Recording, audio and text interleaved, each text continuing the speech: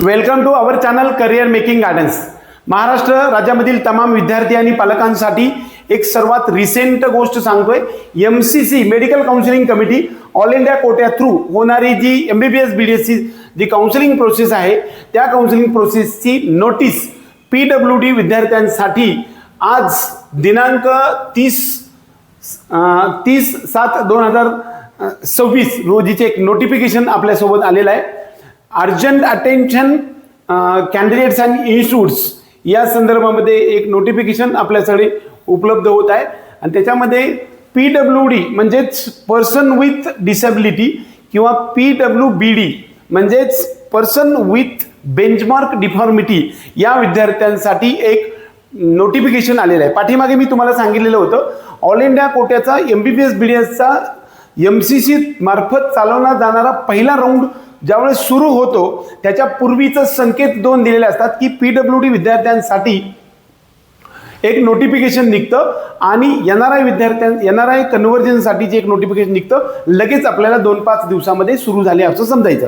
आज आपल्याला 30 जुलै 2026च्या दिवशी आपल्या सर्वांना एक MCC मार्फत जे अर्जंट कॅन्डिडेट्स नोटिफिकेशन आलेलं आहे याच्यामध्ये आपल्याला this is to inform that participating candidates UG counselling 2026 who want to apply.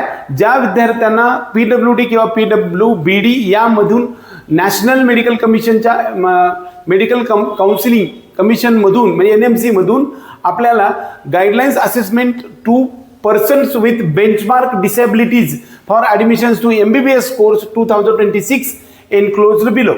ज्या विद्यार्थ्यांना PWD किंवा अपंग किंवा दिव्यांग विद्यार्थ्यांसाठीची नोटिफिकेशन आहे त्या विद्यार्थ्यांना असेसमेंट करण्यासाठी म्हणजे त्यांचं इलिजिबिलिटी सर्टिफिकेट आपल्याला करायचं असतंय.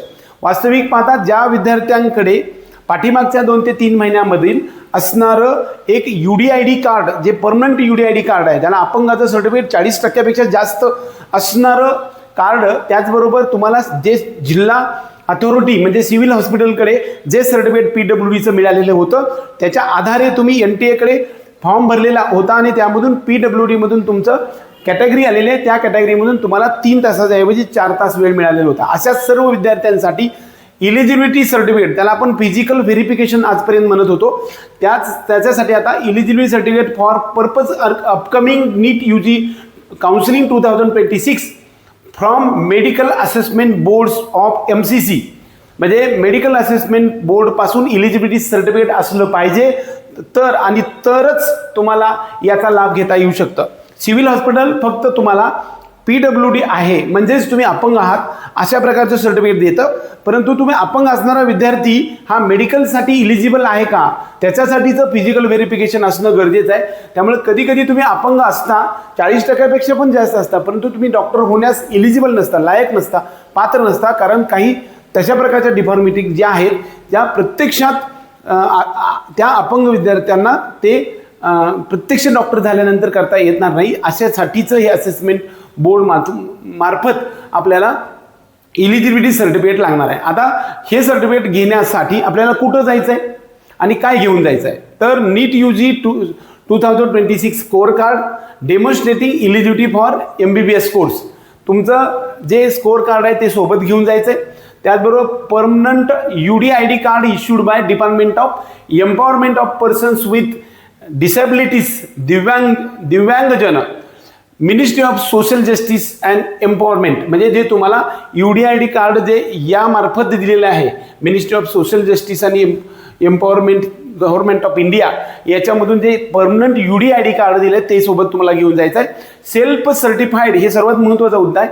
Self certified affidavit declaring his or her functional abilities in the format specified in Schedule 1 which shall be Schedule I which shall be verified by medical assessment board during course of assessment. म्हणजे तुम्हाला एक self certified अफिडेविटचा नमुना प्रत्येकासाठी वेगळा आहे म्हणजे hearing इम्पेअरमेंटसाठी वेगळा नमुना आहे ते आपल्याला खाली दिलेला आहे याच्यामधून दिलेला आहे. Self declaration affidavit appendix A and affidavit specified to the candidate disability category in prescribed format of NMC as provided in appendix B to F म्हणजेच बी पासून एफ पर्यंत अपेंडिक्स आहे याच्यानुसार आपल्या सर्वांना घेऊन त्या ठिकाणी जायचं आहे. Certificate will be generated by centre as details disability mentioned on UDID card and affidavit submitted by the PWBD candidates and subject to fulfilment of eligibility criteria. आता बऱ्याच वेळा ह्या सगळ्या गोष्टी ज्या आहेत ते मेडिकल बोर्डसाठी काही इलिजिबिलिटी क्रायटेरिया दिलेले आहेत. त्या क्रायटेरियामध्ये तुम्ही eligibility certificate only those candidate who have obtain the eligibility certificate from the designed centre of MCC will be shown choices by PWD seats. फक्त तुम्हाला PWD सीटसाठी कुणी क्लेम करू शकतो जर समजा ह्या MCCने दिलेल्या डिझाईन केलेल्या सेंटर्सवरती इलिजिबिलिटी सर्टिफिकेट जर असेल तरच तुम्हाला करता येते. तुमचं जरी UDID कार्ड असेल आणि तुम्हाला जरी जिल्हा सिव्हिल हॉस्पिटलचं दिलेलं असेल तरी सुद्धा ते होणार नाही. Only those candidate. त्यानंतर in case of UDID card affidavit submitted by candidate found to be fake. जर समजा तुमचं UDID कार्ड खोटं आहे असं लक्षात आलं, त्याचबरोबर तुम्ही अफिडेव्हिट केलेलं सुद्धा खोटं असेल तर तुमचं candidate will be cancelled and legal action will be taken against the candidate. जर समजा चुकीची गोष्ट करताय असं वाटलं, एखादं खोटं जर समजा UDID कार्ड काढलेलं असेल तर मात्र तुमच्यावरती लिगल ॲक्शन घेतली जाईल असं सुद्धा याच्यामध्ये मेन्शन केलेलं आहे. The eligibility certificate will B valid for these academic session only. आता हे इलिजिबल सर्टिफिकेट जे काढलेलं आहे ते फक्त एका वर्षासाठी असतं. गेल्या वर्षीचं केलेलं ह्या वर्षी चालणार नाही. कदाचित गेल्या वर्षी एखाद्या विद्यार्थ्यानं इलिजिबिलिटी सर्टिफिकेट किंवा फिजिकल व्हेरिफिकेशन जे हॉस्पिटलला जाऊन केलेलं असेल तर ते यावर्षी चालणार नाही. The candidates who have avail PWD bench of 85% state quota can visit state medical assessment boards. म्हणजे ज्या विद्यार्थ्यांना 85% स्टेट कोट्याच्या मेरिटमध्ये जायचं असेल अशा विद्यार्थ्यांना त्यांचं सर्टिफिकेट ऑब्टेन करण्यासाठी मेडिकल असेसमेंट बोर्डकडे जावं लागेल, स्टेट मेडिकल बोर्डसाठी. आता हे MCC मेडिकल बोर्ड आहे. However evaluation has to be conducted by the state medical assessment boards as per NMC guidelines. NMC guidelines 2026 नुसार जे आता जे काही नोटीस आहे त्यानुसार तुम्हाला हे करावं लागणार. हे समजा एकंदरीत 27 तारखेचं जे NMCनं गाईडलाईन्स दिलेले त्या गाईडलाईन्सनुसार तुम्हाला सर्टिफिकेट मिळणार आहे. एक Raghav langar secretary national medical commission यांच्यातर्फे नोटिफिकेशन आलेलं आहे. आपल्याला हे सर्व घेऊन म्हणजे आपलं सेल्फ ॲफिडेव्हिट घेऊन जायचं आहे, UDID कार्ड घेऊन जायचं आहे आणि नीटचं स्कोअर कार्ड घेऊन जायचं आहे. हे सगळं घेऊन गेल्यानंतर कोणत्या विद्यार्थ्यांसाठी काही लागू शकणार आहे ते प्रत्येकासाठी एक वेगवेगळं गोष्टी उपलब्ध आहेत. तर ह्या सगळ्या गोष्टीनंतर महाराष्ट्र आणि भारत देशामध्ये असणाऱ्या सर्व सेंटर्समध्ये हे बघा सेंटर अफिडेव्हिटच्या गोष्टी पण यामध्ये दिलेल्या आहेत. Appendix A self declaration form general affidavit for declaring the hearing इम्पेअरमेंट.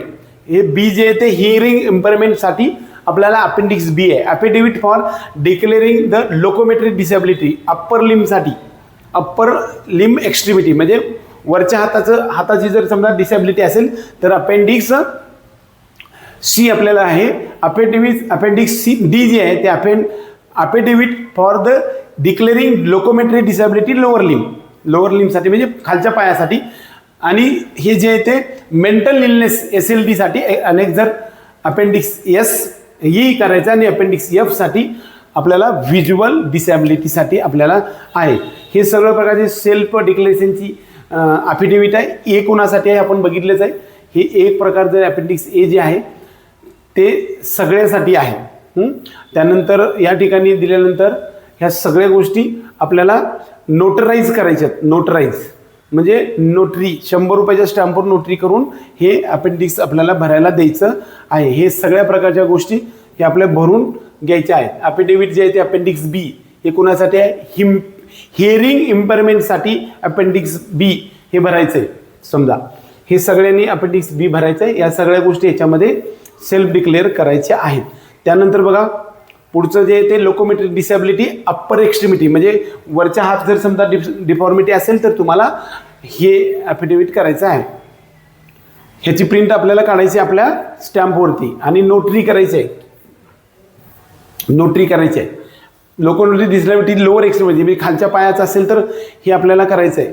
त्यानंतर इकडे आपल्याला दिसतंय बघा mental illness, speech disorder, specific learning disorder, antigen spectrum disorder ह्या सगळ्यासाठी हे अफिडेव्हिट दिले. सर्व अफिडेव्हिट ह्याच्यामध्ये दिलेले आहेत. आपल्या डिस्क्रिप्शन बॉक्समध्ये हे तुम्हाला दिलेलं आहे. त्यानंतर हे बघा शेड्यूल एच साठी इलिजिबिलिटी सर्टिफिकेटचा जो नमुना आहे तो सुद्धा दिलेला आहे. Issued by medical assessment board, म्हणजे जे असेसमेंट बोर्ड आहे म्हणजे ते कोणते, संपूर्ण भारत देशामध्ये 62 सेंटर्स केलेले आहेत. त्या सेंटर्सनी या नमुन्यामध्ये आपल्याला इलिजिबिलिटी सर्टिफिकेट द्यायचं आहे हे सुद्धा सांगितलेलं आहे.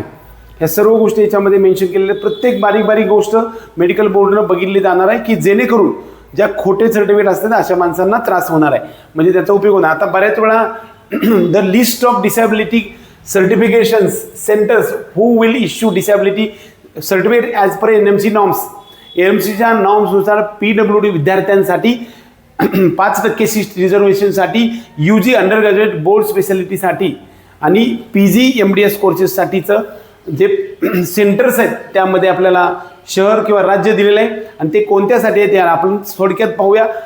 न्यू दिल्ली ऑल डिसॅबिलिटीज दिले. मुंबईमध्ये all India institute of physical medicine and rehabilitation हे जे आहे या ठिकाणी फक्त लोकोमोटरी डिसॅबिलिटीसाठी आपण इकडे जायचं आहे. आपण फार न पाहता मुंबईमध्ये पाहूया महाराष्ट्रातले grant government medical college, JJ hospital या ठिकाणी आपल्याला all disabilities as mental in disability certificate म्हणजे as mentioned in disability certificate सगळ्या प्रकारचे डिसॅबिलिटी आपल्या JJ हॉस्पिटलला होत आहे. इकडे बघा या ठिकाणी फक्त मुंबईमध्ये फक्त या ठिकाणी लोकोमोटरीसाठी आहे. इकडे ग्रँडला मात्र टोटल आपण सगळ्यांनीच ग्रँड हॉस्पिटलला गेलं चालतंय. गोवा मेडिकल कॉलेज इकडे पण आहे. ओके. त्यानंतर महाराष्ट्र राज्यामध्ये नागपूरमध्ये एम्स नागपूर हे सुद्धा एक सेंटर आपल्याला उपलब्ध आहे. All disabilities as mention in disability certificate सर्व प्रकारच्यासाठी इलिजिबिलिटी सर्टिफिकेटसाठी आपल्याला एम्स नागपूरमध्ये जावं लागतं आहे. आणखी महाराष्ट्रातले सेंटर कोणते आहेत बघूया आपण. खरं तर हे सगळे सेंटर्स पाठीमागचे 16 सेंटर्स होते, परंतु ह्या सेंटर्स आणखी वाढ झालेले आहे. ही यावर्षीच वाढ झालेली आहे बहुतेक. सिव्हिल हॉस्पिटल अहमदाबाद वगैरे हे सगळ्या गोष्टी आहेत. आपण आता यानंतर आपलं फक्त महाराष्ट्रच पाहूया. तर महाराष्ट्र थोडंसं खालीच असणार आहे.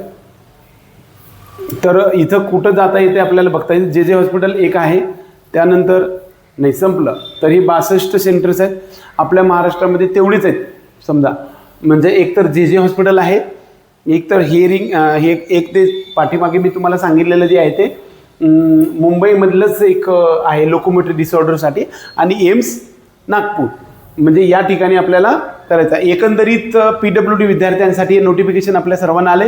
याचाच अर्थ असा की 100% तुम्हाला ॲडमिशन प्रोसेस आता सुरू झालेली आहे आणि इथून पुढे कधी सुरू होईल समजा, इथून पुढे जवळपास 5 ते 7 दिवसात म्हणजे एक दरम्यान 7 तारखेच्या आसपास सुरू होईल असं मला वाटतं. 6, 7, 8 या वेळेस तुम्हाला नोटिफिकेशन येईल आणि लगेच 9 पासून वगैरे आपल्याला ऑल इंडिया कोट्याचा MBBS BDSचा पहिला राऊंड सुरू होईल. त्याच्यामध्ये रजिस्ट्रेशन असतं, ऑप्शन एंट्री असते, प्रोसेस ऑफ अलॉटमेंट असते, डिक्लेरेशन रिझल्ट आणि रिपोर्टिंग अशा वेगवेगळ्या प्रक्रियेमधून पहिला राऊंड कंडक्ट होईल आणि त्यानंतर स्टेट काउन्सिलिंगचा संपूर्ण भारत देशातला राऊंड सुरू होईल.